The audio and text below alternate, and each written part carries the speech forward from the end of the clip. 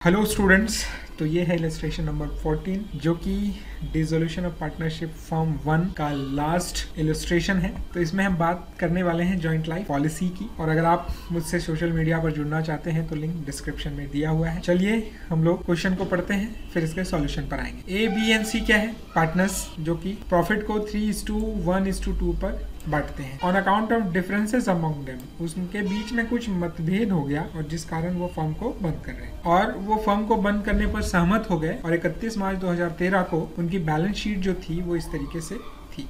तो ये है बैलेंस शीट। कैपिटल ए का 28,000, बी का 15,000 और सी का 8,000। ए के वाइफ ने फर्म को लोन दिया है जो कि 10,000 का है। बैंक ओवरड्राफ्ट जो है वो है 40,430 का है। लाइफ पॉलिसी फंड जो है वो 17,700 रुपए की है। सन्ड्री क्रेडिटर्स जो है वो 37,800 रुपए के। एसेट साइड में अगर हम आते हैं तो गुडविल 30,420 रुपए की है। Machinery 40,500, furniture 4,310, stock 15,780, debtors 35,600, joint life policy 17,700 की। अक्रूड कमीशन है 9,370 की है। बैंक बैलेंस जो है 3,250 का है। देखिए इसके एडजस्टमेंट में बहुत सारी चीजें लिखी हुई हैं और ये इलस्ट्रेशन जो है वो आपको बहुत सारे नॉलेज देने वाला है, तो आप प्लीज वीडियो को अंत तक जरूर देखिएगा, इससे बहुत फायदे आपके होंगे। The life policy was surrendered for 15,500। ये एक एडजस्टमेंट हो गया। कैसे इसको क्या करेंगे आगे हम लोग देखेंगे। फिलहाल हम लोग एडजस्टमेंट को सिर्फ पढ़ रहे हैं। Interest on drawing to the date of dissolution was कितना था? 600, 400 और 200 ABC का। It took over goodwill and machinery for 60,000। इन्हें गुडविल और मशीनरी को कितने में ले लिया? 60,000। And agreed to discharge his wife loan and bank overdraft and realisation expenses of 1,200। A ने तो भाई बहुत सारा काम कर दिया। क्या किया है कि गुडविल ले ली फर्म की, मशीनरी भी ले ली, कितने में? 60,000 में। और इस बात से भी अग्री करता है कि अपनी वाइफ के लोन का पेमेंट वो खुद ही कर देगा। चलिए बहुत अच्छी बात है। बैंक ओवरड्राफ्ट जो है उसको भी वो पेमेंट कर देगा, ठीक है। एंड रियलाइजेशन के खर्चे भी वो भर देगा, अच्छी बात है। Furniture and stock were divided equally between A and B at an agreed valuation of 24,000। क्या है? फर्नीचर ए एंड बी के बीच में बांट दिया गया और उसकी वैल्यू कितनी लगाई गई? 24,000, और इक्वली डिवाइड किया गया है। क्या होगा इसका आगे हम लोग देखने वाले हैं। The book debts were assigned to the creditor of the firm in full satisfaction of their claim. ये थोड़ा सा अलग चीज है। क्या किया गया है? जो डेटर्स थे उनको क्या किया गया? क्रेडिटर्स को दे दिया गया और उनका क्लेम खत्म हो गया। अब वो पैसे नहीं मांगे गए creditors. The agency commission was recovered in time. A bill of 2,000 under discount was written with the noting charges of 50। Bills of exchange अगर आपने पढ़ा होगा तो आप जानते हैं कि जब किसी बिल का पेमेंट नहीं हो पाता है तो बिल लिखने वाले के पास वो वापस आ जाता है और बैंक उसका पैसा काट लेती है। अब इसका ट्रीटमेंट हम लोग कैसे करेंगे आगे देखेंगे। She agreed to the above arrangement and payment to him 10,000 in full satisfaction of his right, title and interest in the firm. His right, title and interest mean C का right 10,000 में खत्म कर दिया गया। 10,000 उसको दे दिया गया और कहा गया कि भैया अब तुम्हारा कोई भी अधिकार यहाँ पर रहा नहीं। Prepare realisation account, cash account and partners capital account. Generally यही तीनों हम लोगों को बनाने ही होते हैं। तो रिलेशन अकाउंट जो भी एसेट्स हैं यहाँ तक उनकी बुक वैल्यू यहाँ पर लिख दी गई है। आगे आते हैं। एज कैपिटल में क्या क्या क्रेडिट किया जाएगा, क्योंकि एक से ज्यादा आइटम है इसलिए इसकी नंबरिंग यहाँ पर कर दी गई है। वाइफ का लोन वो दे रहा है तो उसके लिए उसके कैपिटल को बढ़ा दिया जाएगा, इसलिए कैपिटल को यहाँ क्रेडिट किया गया है। बैंक ओवरड्राफ्ट दे रहा है, उसके लिए भी उसके खाते को बढ़ा दिया जाएगा। रियलाइजेशन एक्सपेंसेस भी वो दे रहा है, इसके लिए भी उसके कैपिटल को बढ़ा दिया जाएगा और टोटल उसके कैपिटल को बढ़ाया जाएगा 51,630 रुपए से। अब देखिए ये जो बिल डिसऑनर वाली बात थी वो आप समझे। जैसे क्या है कि बिल किसी ने लिखा दूसरे को दे दिया, अब उसने बैंक से डिस्काउंट करवा लिया, लेकिन जिसने बिल लिखा, मान लीजिए ए ने बी को लिखा और चूंकि ए ने बी से कुछ उधार लिया था या कुछ सामान लिया था और उसके बदले में बिल लिखा कुछ दिनों का, तो बी ने एक्सेप्ट कर लिया, उसको ले लिया। उसके बाद वो चला गया बैंक के पास और जितने भी टाइम का वो बिल होगा, कुछ टाइम का होता है बिल आपको पता है, लेकिन उसने बिल डिस्काउंट करवा लिया टाइम से पहले जिसको बिल लिखा गया था। लेकिन ए जिसको कि पेमेंट करना था वो पेमेंट कर नहीं पाया बिल का, क्योंकि ए ने अगर बी को बिल लिखा है, बी बैंक से डिस्काउंट करवा करके ले लेगा। अब ए को 2 महीने बाद या 3 महीने बाद जितने टाइम का बिल लिखा गया था उतना देना था बैंक को। अब उस दिन उसके बैंक में पैसे थे नहीं, बिल डिसऑनर हो गया और उस पर पेनल्टी भी लगी 50 रुपए की। तो जो पेमेंट करना था 2,000 का बिल का वो तो लगा ही, चूंकि टाइम पर पेमेंट नहीं हुआ इसलिए 50 रुपए की पेनल्टी भी लगी, इसलिए यहाँ पर 2,050 रुपए का कैश जो है गया है, पेमेंट किया गया है, उसके लिए ये यहाँ पर लिखा गया है। अब यहाँ प्रॉफिट ही आ गया है, तो हम लोग क्रेडिट साइड चलते हैं और उस पर बात कर लेते हैं। देखिए यहाँ पर क्या है, ये जितनी भी लाइबिलिटीज है वो यहाँ पर लिख दी गई, ठीक है, उनकी बुक वैल्यू ये लिख दी गई यहाँ पर। अब ए के कैपिटल में क्या क्या डेबिट होगा, ए के कैपिटल में क्या क्या डेबिट किया जाएगा। डेबिट क्या किया जाएगा कि इंटरेस्ट ऑन ड्राइंग जो है क्वेश्चन में ऑलरेडी यहाँ पे लिखा हुआ है, तीनों का ड्राइंग, तो एक ड्राइंग के लिए 600 रुपया, और गुडविल जो लिया है उसने और एसेट्स जो लिए हैं उसके लिए 60,000 रुपया, और फर्नीचर की वैल्यू आप जानते हैं कि 24,000 रुपया लगाई गई थी और फर्नीचर आधी आधी बांट ली गई किसके बीच में, ए एंड बी के बीच में। ए का 12,000 हुआ, इसके लिए यहाँ पर ये 12,000 यहाँ पे लिखे गए, तो टोटल मिलाकर के 72,600 रुपये से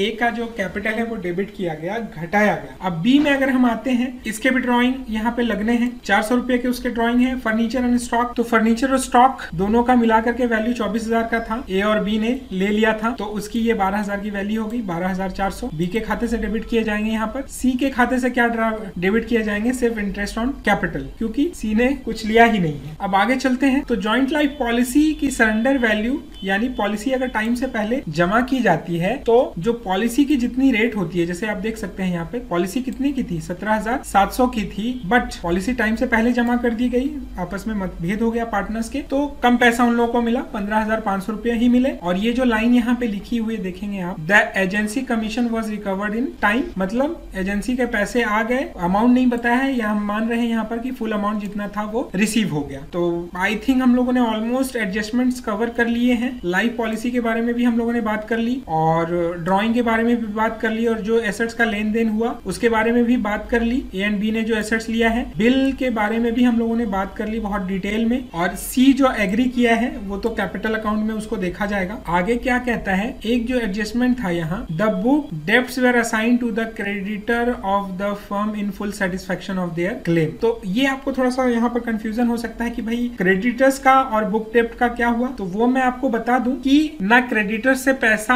आया, ना क्रेडिटर्स को, ना डेटर्स से पैसा आया, ना क्रेडिटर्स को यहाँ पर पैसा दिया गया है, क्योंकि दोनों का आपस में सेटलमेंट हो गया है। क्रेडिटर्स को डेटर्स दे दिया गया, या ये कहें कि क्रेडिटर्स ने फर्म के डेटर्स को ले लिया और उसी को अपना पेमेंट मान लिया, इसलिए यहाँ पर कहीं भी उनका मेंशन नहीं है। तो ये था हमारा रियलाइजेशन अकाउंट। अगर आप बैलेंसिंग करेंगे तो 8,640 की प्रॉफिट आती है, जो कि बहुत रेयर होती है, जनरली लॉसेस ही आते हैं, बट चूंकि ये मतभेद था इन लोगों में इसलिए उन्होंने बंद किया है, तो शायद इस वजह से प्रॉफिट आ गई हो, तो उनको बांट दिया गया है जो भी रेशियो दिया गया है उसमें। अब पार्टनर्स कैपिटल में हम लोग पार्टनर्स के कैपिटल में आते हैं, तो क्या है, जो भी इनकी कैपिटल है वो यहाँ पर लिख दी जाएगी, 28,000, 15,000 और 8,000। रियलाइजेशन जो प्रॉफिट हुई है, तक लॉस हुआ करता था, प्रॉफिट हुई है तो इनके कैपिटल में वो ऐड कर दी जाएगी, तीनों ऐड कर दी गई है। अब क्या है, ए ने जो लाइबिलिटीज ली है उसके लिए उसके खाते को क्या किया गया है, क्रेडिट किया गया है। उसके बाद इन दोनों आइटम पर हम लोग थोड़ी देर में आते हैं, इससे पहले कुछ और आइटम्स को हम लोग समझ लेते हैं। क्या है कि रियलाइजेशन अकाउंट एसेट्स टेकन, तो ए ने 72,000 रुपए के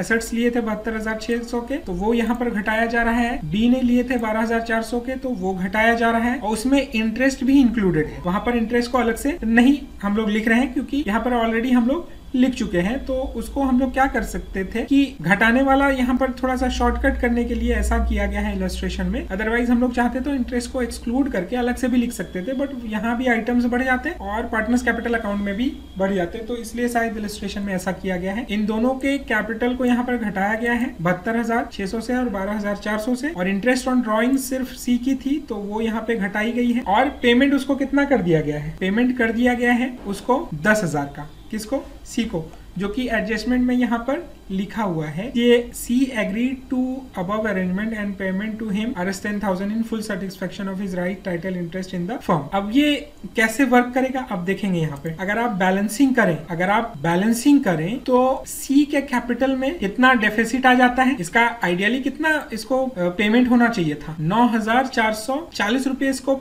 में से 200 घटा के बाद यानी 9,240 रुपए पेमेंट होने चाहिए थे, लेकिन इसको पेमेंट कितने का कर दिया गया है, 10,000 का, यानी एक्सेस पेमेंट किया गया है। तो ये जो घाटा है कितने का, 456 और 304 का, यानी 760 का, वो जो है इन दोनों पार्टनर्स को मिलकर के बेयर करना पड़ेगा, ए एंड बी को। 456 ए बेयर करेगा और 304 बी बेयर करेगा, और किस रेशियो में बेयर करेगा, वो ये रेशियो रही ये वाली 3:2 में। क्योंकि अगर दो पार्टनर मिल करके किसी भी तीसरे पार्टनर्स को कोई भी फायदा पहुंचाते हैं, तो अगर फायदा किसी एक पार्टनर को पहुंचाया जा रहा है तो बाकी दो का तो लॉस होगा, तो उस लॉस को उनको अपने बचे हुए रेशियो में ही बांटना पड़ता है। तो ये जो 760 रुपए का अमाउंट जो बांटा गया है वो बांटा गया है 3:2 के रेशियो में।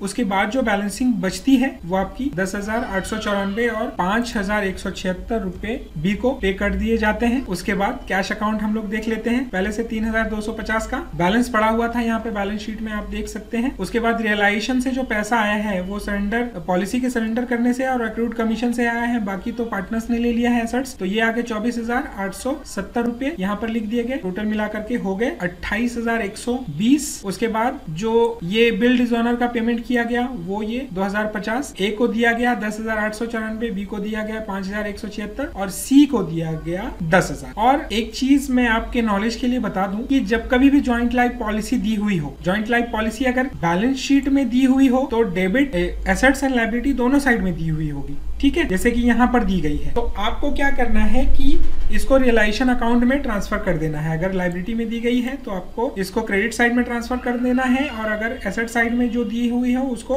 डेबिट साइड में रियलाइजेशन अकाउंट में ट्रांसफर कर देना है। और जो पैसा उससे सरेंडर वैल्यू से आएगा उसको बाय कैश या बैंक इस तरीके से दिखा देना है। दूसरा इसका अरेंजमेंट क्या हो सकता है कि बैलेंस शीट में ना दी हुई हो जॉइंट लाइफ पॉलिसी, बल्कि एडजस्टमेंट में दी हुई हो, तो आप उसको दो तरीके से ट्रीट कर सकते हैं। एक उसका कैसे ट्रीटमेंट करेंगे कि उसको रियलाइजेशन में नहीं लिखेंगे, बल्कि एक उसको कैसे कर सकते हैं कि आप रियलाइजेशन में उसके वैल्यू को इस तरीके से लिख दें बाय कैश कि इतना लाइफ पॉलिसी से आया क्रेडिट साइड में। दूसरा आप ये कर सकते हैं कि रियलाइजेशन में ना लिख करके जो भी सरेंडर वैल्यू आई है उसको प्रॉफिट शेयरिंग रेशियो में पार्टनर्स के डिवाइड करके और पार्टनर्स के कैपिटल में डायरेक्टली यहाँ पर लिख सकते हैं। जैसे जॉइंट लाइफ पॉलिसी अकाउंट, जो भी उनका शेयर आएगा वो उनको दे दिया जाएगा और उनके खाते में उनके कैपिटल में जमा कर दिया जाएगा। तो इस तरीके से हम लोग उसको ट्रीट कर सकते हैं। Same treatment investment fluctuation fund के लिए भी होगा। तो आई होप कि मैं आपके कॉन्सेप्ट को क्लियर कर पाया काफी हद तक, और कोई दिक्कत होगी तो हम लोग इस पर कॉलेज क्लासरूम में बात करेंगे या फिर गूगल क्लासरूम में। तो अगर आपने इस लंबे वीडियो को थोड़ा सा पेशेंसली देखा है लास्ट तक तो थैंक यू वेरी मच। अब आपको प्रैक्टिकल सॉल्व करने हैं, ये लास्ट वीडियो था। Thank you very much.